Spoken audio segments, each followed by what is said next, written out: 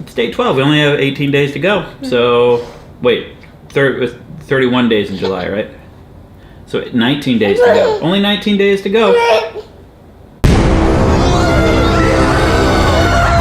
So why did we do this? Why did we decide to quit sugar for a month? Well, nowadays you can't hurl a cronut without hitting a thought-provoking expose on how sugar is destroying humanity one disease at a time. And I keep coming across videos and articles of people who lost 80% of their body fat, unlocked the 8th window to the soul, grew a third eye that only sees truth, and became an all-seeing, all-knowing space baby at the center of the universe. At this point, we pretty much all know that too much sugar isn't good for you. Too much of anything isn't good for you. Except for Wheezy Waiter videos.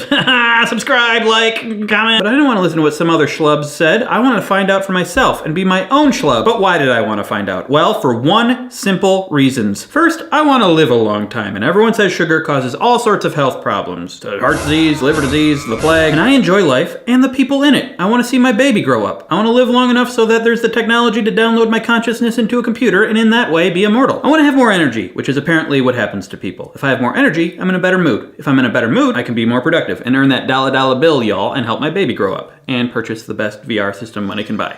Whatever she was crying about, I could pay for it. Money is everything. Bad advice. Another reason, I don't like that sugar is hidden in everything. I want to be in control of what I eat. I want to know what I'm eating. Hey, Tony the Tiger, you don't know me. Hey, Keebler Elves, you don't know me. Hey, Frito Bandito, you have a really kick-ass mustache, but you were discontinued in 1971, so you're not relevant here. And finally, I want to know if what everyone's griping about is correct. It's fun to tell people when they're wrong. And if they're right, it's fun to tell people that think they're wrong that they're wrong. The point is, it's fun lording knowledge over people. Isn't that what it's all about? What does my wife want to quit sugar? Let's ask her. I don't know. I guess I wanted to develop some better habits and set a good example for Ada. I just resent being addicted to a substance. So, what did we do? What are the rules? What does it mean to quit added sugar? Well, natural sugar is sugar that's found naturally in food without us doing anything to it, like apples, milk, vegetables, Bruce Campbell one-liners. Give me some sugar, baby. And added sugar is sugar added to food when we process it. This is found in things like basically everything. Bread, ketchup, yogurt, dressing, System of a Down song. That's right, sugar's naturally in Bruce Campbell. It was added to System of a Down. Everybody knows that. Also, I'd like to reiterate yogurt. It is shocking how much sugar is in popular yogurt brands, and it's supposed to be healthy. Now here's where it gets tricky. Apparently natural sugar and added sugar are more or less chemically the same thing, but when you have natural sugar in things like apples, it comes with vitamins and fiber and other good stuff that makes the body process it more slowly, in a more healthy way, and it satiates you and it fills you up more than added sugar. But when you take that fruit and you make it into juice, even without messing with it in any other way, adding other sugar, it's still technically natural sugar and will be labeled that way, but it loses all the benefits of having it in the fruit, and so it's essentially like having added sugar. And then there are things like honey and nectar, which technically have natural sugar. They probably have a little bit more beneficial stuff in them than straight up sugar, but it's still a lot of sugar at once. So with all of that in mind, our rules are no added sugar, no fruit juice, no sugar alternatives like stevia and aspartame. Stevia? No honey, agave, etc. known to be 80% sugar. Yes, fruit! So this means I had to give up my protein bar I had pretty much every day. No sweet breakfasts like pancakes or waffles, no donuts, ice cream, salad dressing, ketchup, chips, and salsa. Barely any sugar added, which is why I cheated a few times, but don't tell anyone. And one more thing, nearly every frickin' packaged thing in a grocery store. So we checked in video style on day 9. Let's see how we were doing. So what are we on, day 9? Yeah. Okay, give me a LaCroix. Give me a brownie. Oh, I don't have one. The first 3 days weren't that bad. Yeah, this is true. It was pretty easy. Maybe because we weren't that heavy users of sugar in the first place. We have quit drinking soda, and I've reduced my ice cream and chocolate regimen over the years. Super good. And I'm only eating it to demonstrate to you how to eat it. I'm not eating it because I need to. I don't like that shot. We should probably do it again. This is super good. I'm only eating it because I'm demonstrating how to eat it. So I guess this was going to be a breeze. You know what wasn't easy? What? Day 4. Day 4, I was planning on actually shooting some stuff. But I felt so terrible I didn't want to do anything. And I was really grumpy. That's why we started on day 9. I felt too terrible on day 4. Excuses. I came down with a case of the want to dies. China, want to react to how you felt on day 4? No. That was perfect. So, yeah, it wasn't easy. I guess we were going to feel terrible from that point on. Then, like day 7, felt amazing. Oh yeah, I guess we got over the grumps and everything was going to be fine. Today, I felt a little worse. Okay, so I guess we were gonna have some ups and downs. So what was going on here? Apparently on day 4, we were going through withdrawal. Sugar is addictive like drugs. And another one. Another one. And another one. So maybe what happened was on day 4, we were going through withdrawal. Day 7, we were like, woohoo, yes, you finally stopped eating like a And then finally day 9 was like, whoa, whoa, whoa, everyone calm down, life is still hard. But so far there was really only one horrible day. But that wasn't the worst thing, how we felt physically. The worst thing was society.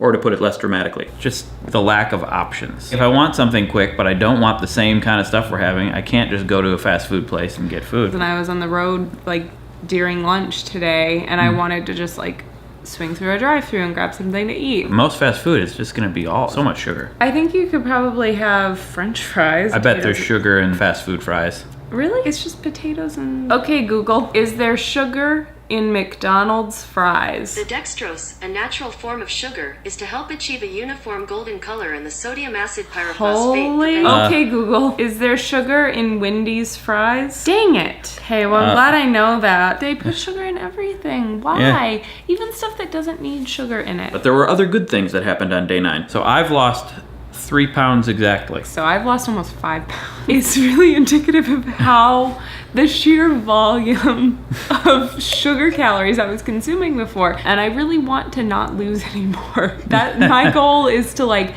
just get more healthy calories in. Yes, quitting sugar tends to make people lose weight. There could be many reasons, but one reason might be this. Well, today I went grocery shopping with Ada past the ice creams, and I stopped and looked at like the really fancy ones, like the artisanal ice creams, and I didn't want it that bad. Like a month ago, we went to that same grocery store and I looked at those same ice creams and then impulse bought one and then ate like half of the pint when we got home. Cravings for sweets started to go away. Apparently, one of the biggest causes of a sweet tooth is a sweet tooth. And those cravings never came back, not even once. I really want like ice cream or something. Like a Twix. Last night, I was looking at Twitter, and now this post, butterbeer ice cream. I think I was drooling. Top of the fridge, I saw those pretzels peanut butter with... pretzels. I looked and they have sugar in them. Yeah. Okay, so the cravings came back a little. There were ups and downs, but that's okay, as long as we generally just felt better. I don't really notice myself feeling better. I don't really notice that I have more energy. I do feel fuller most of the time. This was probably the biggest change for me. Almost all the time, I was just kind of full. And it was nice. But when we were hungry, what did we eat? Transition.